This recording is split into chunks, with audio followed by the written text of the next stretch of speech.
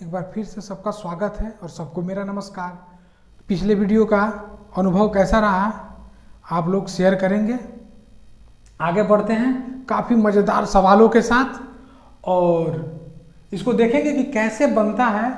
इसमें भी जो लॉजिक मैं शुरू से लेकर अभी तक लगाते आ रहा हूँ वही लॉजिक इसमें भी लगेगा, बस आप लोग उसको देखते जाइए कि कैसे प्रतिशत के सवालों को भिन्न के माध्यम से चुटकियों में उड़ाया जा सकता है। अब देखिए, ये तो अभी चल रहे हैं मीडियम टाइप के क्वेश्चंस। जब मैं एडवांस लेवल का क्वेश्चन लेके आऊँगा वो काफ़ी मज़ेदार होगा। 20 किलोग्राम ताजे तरबूज में 96% पानी है। खुदरा दुकानदार तक आते आते 95% पानी रह जाता है। तो तरबूज का वर्तमान वजन ज्ञात करें। देखेंगे कि ये कितना प्रतिशत पानी है, 96%, यानी कि 96% का मतलब हुआ 96/100। काटेंगे कट जाएगा, यानी कि 4 से 25 और 4 से 24, यानी कि इसका मतलब हुआ 24/25। देखेंगे अब इसमें जो निकल के आया, बात किसकी हो रही है तरबूज में, पानी की। तो सबसे पहले ऊपर वाला क्या होगा, पानी होगा। उस फल में 24 भाग या 24 लीटर या 24 किलोग्राम जो भी कहे, या 24 इकाई यानी कि पानी होगा।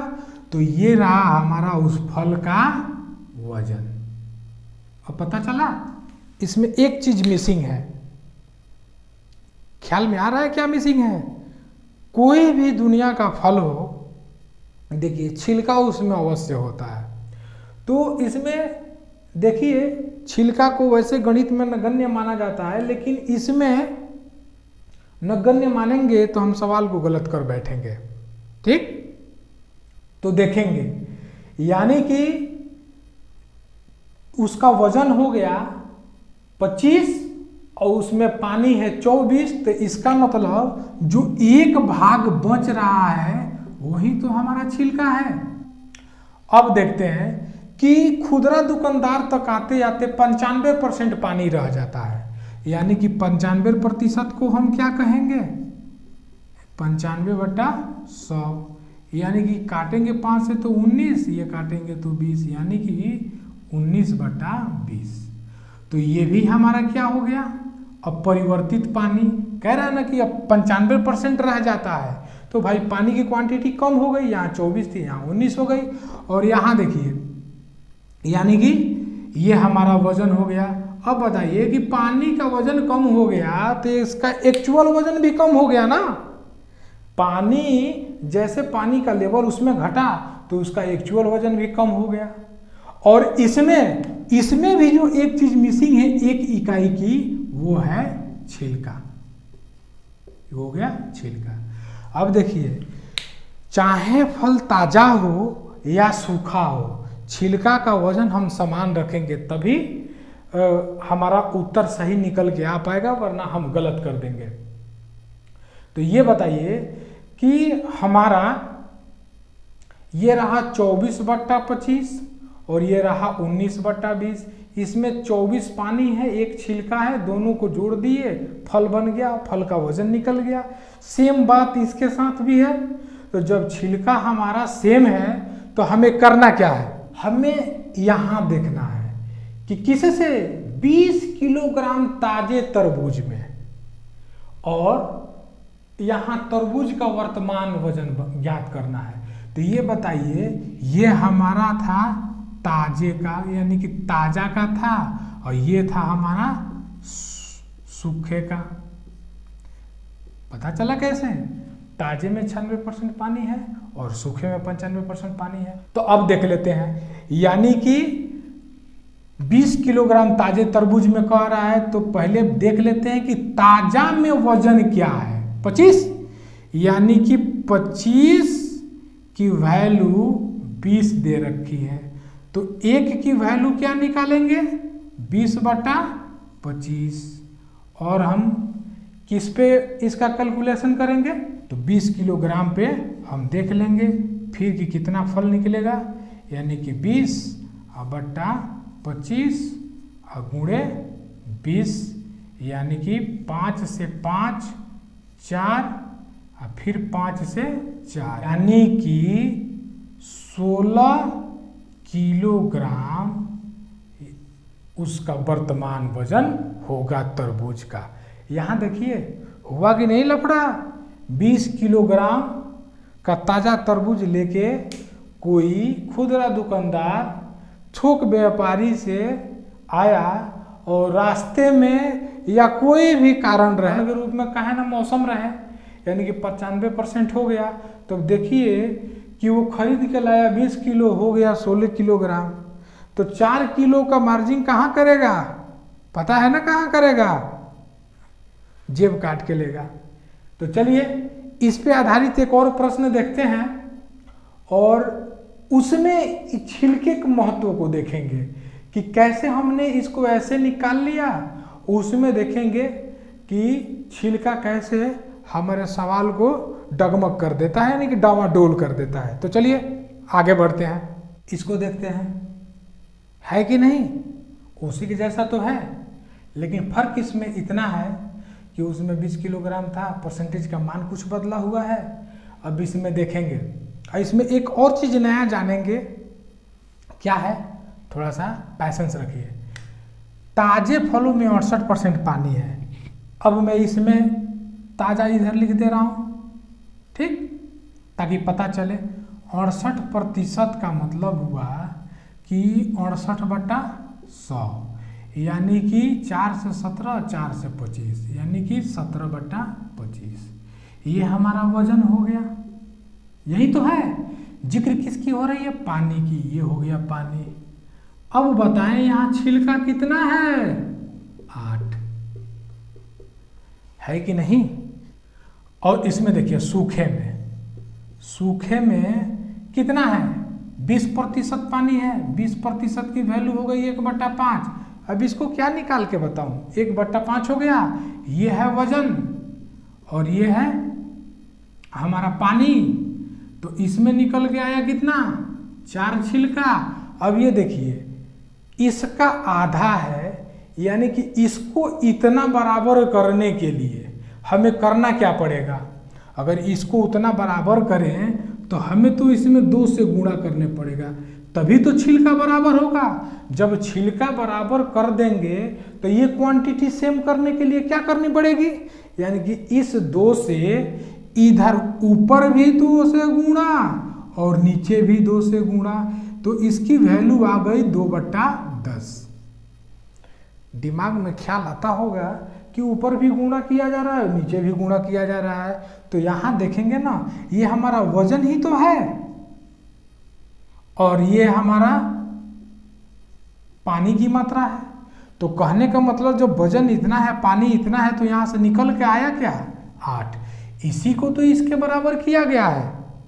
अगर हम इसको काट भी दे तो मतलब तो उतना ही है, 1/5, लेकिन हम इसको इतना करेंगे क्योंकि हमें छिलका की मात्रा दोनों ओर, चूंकि फल में छिलका अस्थाई है, सीधे सीधे ये जानेंगे, या तो फल ताजा रहे या सूखा रहे, छिलकी की क्वांटिटी उतना ही होगी।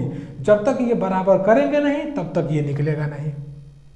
तो अब देखें, अब कहेंगे, कह रहा है कि 100 किलोग्राम ताजे फलों से कितने सूखे फल बनाए जा सकते हैं, कि कह रहा है कि ये 100 किलोग्राम ताजे फल से, यानी कि ताजा का वजन प्रश्न में कह रहा है 100 और यहाँ हम कह रहे हैं कि नहीं 25 है। इसी 25 की वैल्यू तो ये 100 है, तो एक की वैल्यू कितनी हो गई, 100/25, यानी कि 4 हो गई।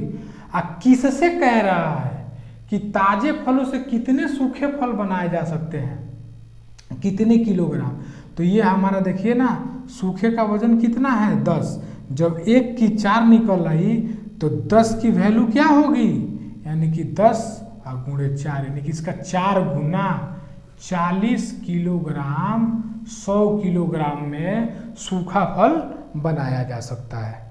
देखें, अब ये कहने का मतलब जो है कि ये ऐसे प्रश्न हैं कि इनको एक बार में यदि समझने का प्रयास करेंगे, अगर समझ गए तो आप तो ब्रिलियंट हैं, एक्सीलेंट है। और नहीं समझे तो 2 बार में भी समझने में कोई शिकायत थोड़े ना है, दोबारा देखिए इसे। ये तो दोबारा तेबारा जितनी बार मर्जी करे उतनी बार देखिए और आराम से देखिए। चलिए तो हम आगे 28वें प्रश्न की तरफ चलेंगे, क्योंकि अभी मीडियम का अभी 2-4 प्रश्न और होंगे मेरे ख्याल से। वो चूंकि अलग अलग टाइप है तो चाहे वीडियो की संख्या बढ़ जाए, लेकिन मेरी कोशिश ये रहेगी कि कोई प्रश्न छूटे ना।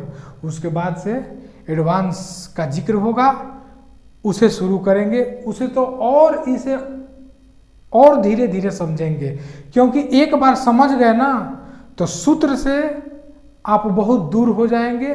सूत्र नहीं भी याद रहे तो कोई दिक्कत नहीं, ये तरीका याद रहेगा, ये कभी भूलने वाले नहीं है। अगर सूत्र आप लगा रहे हैं, अगर आपको आसान लग रहा है तो वहाँ लगा के आगे बढ़ जाइए, कोई दिक्कत नहीं है। मैं तो बस बता रहा हूँ आपका काम आसान करने के लिए। तो अगर ये सही है तो इसको देखिए।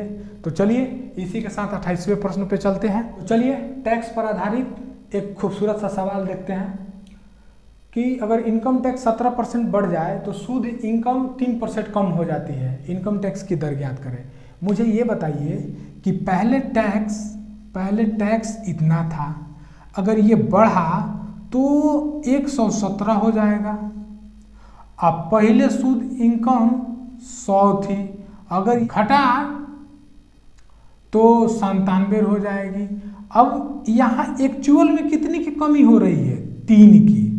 और यहाँ देखिए, यहाँ दोनों का डिफरेंस कितना है, यानी कि 117 में से 97 को घटाएंगे तो दोनों का अंतर 20 है। तो ये कह रहा है कि इस पे इतना की कमी हो रही है, तो इसका मतलब ये हुआ कि 3/20। और इसका क्या बताना है? इनकम टैक्स की दर तो बतानी है, यानी कि ये परसेंटेज में निकाल लेंगे, यानी कि ये हमारा हो गया 20×100 यानी कि 15%। कितना आसान था। इसे एक तरीका से और देखेंगे। दूसरा तरीका ये है कि मान लीजिए कि जो आप टैक्स दे रहे हैं, इनकम टैक्स, तो वो टैक्स की राशि आप प्लस जो है शुद्ध इनकम जो है आपका, शुद्ध इनकम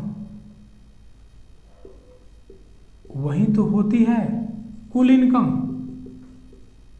कुल इनकम वही तो होती है। तो मेरे कहने का मतलब हुआ कि देखिए, अगर टैक्स बढ़ेगा, ये तो एक तरीके से देखा जाए तो अनुपात के द्वारा आराम से समझ सकते हैं। देखा जाए तो जब टैक्स की दर बढ़ेगी तो आपकी इनकम घटेगी, है ना? याद आ रहा है कुछ? ये जब मैं पढ़ाऊंगा अनुपात तो समझिए कि जैसे परसेंटेज पढ़ रहे हैं तो मतलब वैसा ही कुछ उसमें भी सीखने को मिलेगा, एकदम बिल्कुल नया, जो आप जानते नहीं होंगे उसमें वो चीज़ें मिलेंगी। तो चलिए इसको देखते हैं। अगर टैक्स जो है हमारा, टैक्स 17% बढ़ रहा है तो इनकम जो है 3% कम हो रहा है। 17% बढ़ रहा है तो इनकम 3% कम हो रहा है। अगर इनकम को इधर लाएं तो टैक्स बट्टा क्या हो जाएगा? टैक्स बट्टा इनकम। उधर है 3/100 तो इधर जाएगा 100/17 हो जाएगा ये, यानी कि हमारा 100 से 100 गया, यानी कि 3/17 हुआ। अब देखेंगे कि टैक्स हमारा 3 हो गया और इनकम हमारी 17 हो गई। समझ आ रहा है ना? यानी कि ये इनकम शुद्ध वाला है, ये शुद्ध, और ये भी शुद्ध है, शुद्ध इनकम है। तो कुल इनकम हम कैसे निकाल सकते हैं? दोनों को ऐड करके, यानी कि 20 हो जा रहा है। अब कहेंगे कि ये जो है 3 की जो टैक्स लग रही है, 3 की टैक्स लग रही है 20 पे, और उसका प्रतिशत ही तो बता देना है। 20×5 3×5 15%, यानी कि 15% टैक्स का दर हो गया। चलिए तो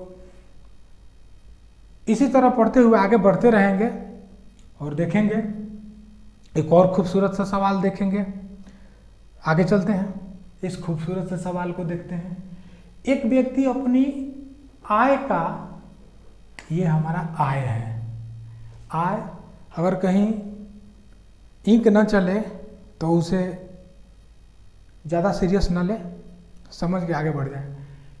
एक व्यक्ति अपनी आय का 60% खर्च करता है और उसकी आय 15% बढ़ जाए, और यदि उसका खर्च भी 15% बढ़ जाए तो उसके बचत में कितने प्रतिशत का बदलाव आएगा? एकदम हल्के से।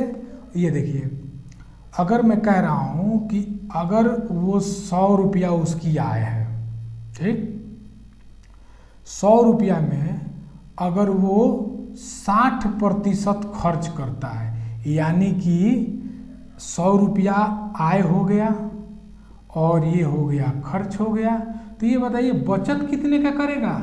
40 का। 40 का। यहाँ कह रहा है कि आय का 60% खर्च और उसकी आय 15% बढ़ जाए। यदि 100 का 15% 15, यानी कि ये हो गया 115, यानी कि बढ़ कितना रहा है? 15। यही तो बढ़ रहा है। इसको और बढ़िया से लिखेंगे, 15 की बढ़ती हो रही है। अब यहाँ कह रहा है कि उसकी यानी कि खर्च में भी 15% की बढ़ोतरी हो जाए, यानी कि ये जो खर्च है इसका 15% निकालेंगे तो इसका 15% कितना आएगा? 60 गुणे 15, 9 आना चाहिए 15%। 1 0 1 0, 5 तिया 5 दूना 2 से 3, यानी कि 9 आया। यानी कि यहाँ ये 9 बढ़ेगा, तो 60 से 9 बढ़ेगा कितना होगा? 69। एक चीज याद है कि जब ये आय है तो आय में से खर्च को घटाया तो हम क्या प्राप्त किए? बचत। यहाँ देखेंगे कितना होगा, यहाँ कितनी वृद्धि हो रही है। तो ये बताइए कि जब 15 रुपया यहाँ आय में बढ़ रहा है और खर्च में 9 रुपया बढ़ रहा है, तो जैसे हमने इसमें से इसको घटा के 40 लाया, तो इसमें से भी इसको घटाएंगे तो लाएंगे 15 में से 9 गया 6, यानी कि यहाँ भी 6 की वृद्धि ही होगी। और जब 6 बढ़ेगा तो 40 से 6 बढ़ेगा तो कितना होगा? 46 होगा। 46। आगे बढ़े। अब कह रहा है उसके बचत में कितने प्रतिशत का बदलाव आया, तो ये बताइए हमें। ये जो है 46 कितना बढ़ रहा है? 6, यानी कि किससे बढ़ रहा है? 40 से। तो यानी कि 6 बढ़ रहा है 40 से। अरे इससे मैं कई बार मैंने बताया कि जहाँ से आए परसेंटेज में आधार उसको ही मानेंगे, वही नीचे रहेगा। यानी कि मूल राशि मान लेते हैं तो 6/40 और निकाल देंगे, क्योंकि हमें परसेंटेज में बताना है। इतना निकालेंगे और देख लेंगे कितना होगा। 20 दूना और 20 पंजे और 2 से 3 मर्द में, यानी कि आ गया हमारा 15%। एकदम श्योर कह देंगे कि उसके बचत में भी 15% की वृद्धि होगी। ठीक। एक सवाल और देखते हैं, उससे ये थोड़ा डिफरेंट है और ये हमारा आखिरी सवाल होगा। चलते हैं उस सवाल के तरफ। तो देखिए इस सवाल को, इसमें क्या है? इसमें कह रहा है कि 85 से 50 की अपनी आय में से 5700 रुपया खर्च कर देता है। यानी कि आय उसकी ये है आय, तो खर्च कितना कर दे रहा है? खर्च ये हमारा उसका 85 50 और खर्च कर दे रहा है 5700। 1 0 से 1 0 और इसको कटाएंगे तो यानी कि 5 से कटाएंगे तो 17 1 और ये हो गया 5 एकम 5 एकम 2 5 चौका 20, यानी कि 19 से कट जाएगा 19 और ये 9, यानी कि 3 तरीके 3 दूने, यानी कि आया 3/2। यानी कि ये जो है आय है और ये है खर्च है। आय हमारी 3 और खर्च 2, तो बचा कितना? 1। अगर इसको कैलकुलेशन के माध्यम से ठीक करने के लिए अगर इसको 300 कर दें, यानी कि 100 गुना ज़्यादा कर दें, तो देखिए इतना हो गया। यानी कि 300 रुपये की आय पर 200 रुपया खर्च कर दे रहा है, 100 रुपया बचा रहा है। अब इसमें कह रहा है कि आय और खर्च 19% और 13% बढ़ जाए, यानी कि 300 का 19% अब निकालेंगे, चूंकि 100 पे नहीं है, इसकी वैल्यू अब 300 है। यानी कि 300 के कि 19% निकालेंगे तो 57 हो गया, यानी कि 57 बढ़ेगा यहाँ, तो ये हो गया हमारा 357। अब इसका 200 का निकालेंगे 13%, तो ये हमारा 26 होगा और ये हो जाएगा 226। तो यहाँ हम पता करेंगे, इसी का मान तो बताना है, पिछले प्रश्न के जैसा ही तो है, बस थोड़ा सा अंतर था। अगर कभी ऐसा दे दिए तो उसको तुरंत हम रेशियो में कन्वर्ट करके और उस पर 2 जीरो लगा देंगे, यानी कि कैलकुलेशन के हिसाब से सही रहता है कि उसका परसेंटेज निकालना है ना। क्यों सही रहता है, 2 जीरो लगाएंगे तो इसके परसेंटेज मतलब प्रतिशत को भिन्न में बदलेंगे तो नीचे 100 रहेगा, 100 से 2 जीरो कट जाएंगे, हमारा पूर्णांक में आ जाएगा। बस इसका काम इतना ही है और कुछ नहीं है। अगर हम चाहते तो डेसिमल में भी बना सकते थे, लेकिन पढ़ रहे हैं उलझने के लिए नहीं, इसलिए हम इसको देखेंगे। तो ये यहाँ 100 कैसे आया, पिछले प्रश्न के जैसा आय में से खर्च को घटाया हमने, 100 आ गया बचत। 97 में से 26 घटाएंगे तो हमारा आ जाएगा 31। ये जो है हमारा बढ़ जाएगा, तो यहाँ हो गया हमारा 131। अब ये करेंगे कैसे, यानी कि हमारा इतना बढ़ रहा है, यानी किससे, 100 से, इससे बढ़ रहा है, तो 31 अब बट्टा 100, अब परसेंटेज चूंकि 100 वही है, डायरेक्ट यहीं पे कह सकते थे 31%, लेकिन चलिए इसका आधार ये है और परसेंटेज निकालेंगे 100 से, यानी कि इतना प्रतिशत, 100 से 100 गया, यानी कि 31% बचत पर प्रभाव पड़ा, यानी कि बदलाव आया। तो ये रहा इस प्रश्न का सॉल्यूशन। मुझे विश्वास है कि आपको समझ में आया होगा, वरना तरीका अब आप लोगों से बेहतर कोई जानता नहीं है, कैसे वीडियो को पॉज करना है, कैसे स्क्रीनशॉट लेना है। तो चलिए, अच्छा चलिए, एक डिमांड पे एक सवाल और बता दे रहा हूँ, वो भी बहुत अच्छा सवाल है, उसको बताए बिना तो मैं भी नहीं रह सकता। चलिए उस सवाल से इस वीडियो का समापन करेंगे, चलिए उसको देखते हैं। आइए इसे देखते हैं, यानी कि इसमें है 60%, यानी किसी गांव में 60% परिवार के पास गाय, 30% के पास भैंस और 15% ऐसे हैं कि जो दोनों रखे हैं, गाय और भैंस। तो यदि उस गांव में कुल 96 परिवार हो तो कितने परिवारों के पास कुछ भी नहीं है। तो मेरे कहने का मतलब ये हुआ कि 60% परिवार है, ठीक, और गाय रखने वाले हो गए ये 60%, और ये रखने वाले यानी कि भैंस रखने वाले हो गए 30%, ये हो गई भैंस, और दोनों रखने वाले 15%। याद आ रहा है इसे कुछ देख के? मेरे कहने का मतलब हुआ कि 60% के पास गाय, 15% के पास दोनों, 30% के पास भैंस। तो हम देखेंगे कि दोनों, या तो गाय या तो भैंस या दोनों रखने वाले कितने लोग हैं, कितने प्रतिशत हैं। तो ये 15% इसमें भी है, तो केवल इसका निकालेंगे तो 60 घटाओ 15 यानी कि 45, और इसका जब केवल निकालेंगे तो 30 घटाओ 15 यानी कि इसका हो गया 15, यानी कि ये 45% और ये हो गया 15%। यानी केवल 45% ऐसे हैं जिनके पास गाय है और केवल 15% ऐसे हैं जिनके पास भैंस है, और 15% ऐसे हैं जिनके पास गाय और भैंस दोनों हैं। इसलिए या तो गाय या तो भैंस या दोनों जिनके पास हैं, जिनके पास है, यानी कि ये हमारा 45 प्लस ये 15 प्लस 15 बराबर 75%। यानी कि उस गांव के 75% ऐसे परिवार हैं जिनके पास या तो गाय या भैंस या दोनों हैं।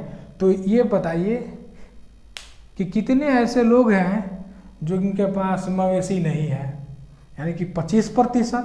तो ये हमारा रहा 25% जो है ऐसे हैं जिनके पास कुछ भी नहीं है।